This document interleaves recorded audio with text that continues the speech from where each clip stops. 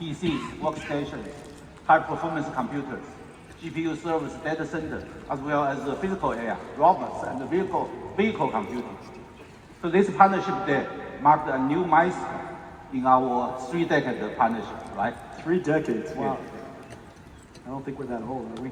They're still younger. Can work 30 years. YY was in his 20s when we first met. Yeah. You were? Yes. Yeah. Late 20s. In my early 30s. Yeah. So absolutely, so Jensen. So this AI era presents enormous opportunities for both of our companies. So we set the goal to quadruple our business over 3 years, probably can less. So Jensen, you always talk about the 3 waves to prepare AI: accelerated computing, generative AI, and now agentic and physical AI. And yesterday you did a special speech here at the CES. So can you share with our audience what will be the next big thing in AI? Yeah, you know, when you and I first met, it was during the beginning of the PC revolution. Yes. And it was a major platform shift from mainframes and data center client server systems to personal computers. You and I have seen several other platform shifts since, from PCs to internet to cloud to mobile cloud. And now there's a new platform. The definition of a new platform, and you see a platform shift when applications are built on a different computer. During that platform shift that we started in, applications started to become built on Windows and PCs. Now, applications are built on AI. AI is going to be the foundational layer, almost the operating system. These large language models are essentially the operating systems of future applications. But this platform shift is so deeply profound because not only is the platform for applications changing, but the entire computing system underneath is being reinvented. From classical applications written on CPUs, running on CPUs, to now AI applications running on GPUs. And so the last 30 years that we've known each other, the last, if you will, 10, 15 trillion dollars of the IT industry's investment now needs to be reinvented, modernized, which is the reason why we're looking at these trillion-dollar opportunities ahead of us. Now, this platform shift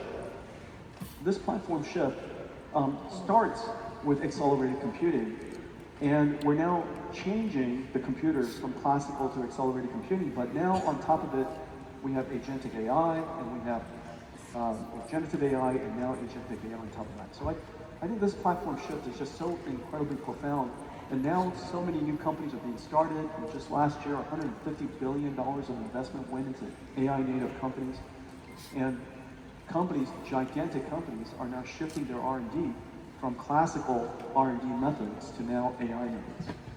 Yeah, so from the traditional compute to cloud compute, then to AI compute. That's right. Yeah.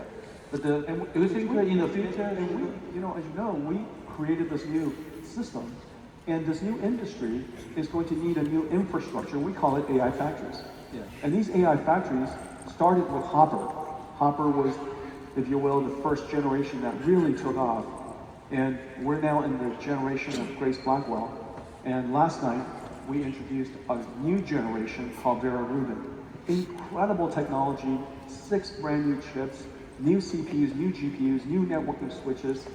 And this entire system is not only incredibly powerful, but it's going to reduce the cost of token generation, so the cost of AI generation, while increasing the throughput of AI generation. So a big lift, about 10 times generational leap from Blackwell, and Blackwell was 10 times of Hopper.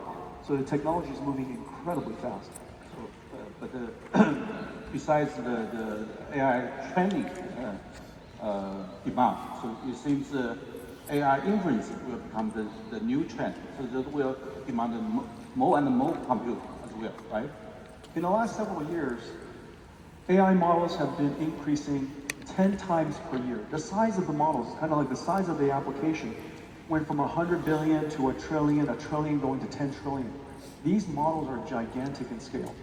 Not only that, because of reasoning AI and agentic systems, the AI is thinking a lot longer before it generates the answer.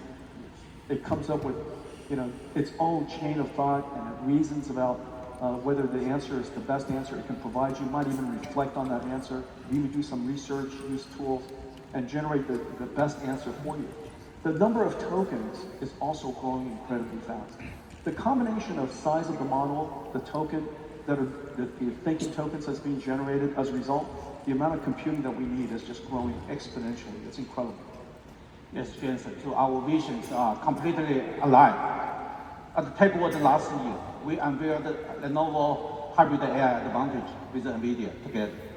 Since then, we have announced multiple joint innovations almost each quarter. So today, we have something big to announce again. We are launching the Lenovo AI Cloud Gigafactory with NVIDIA.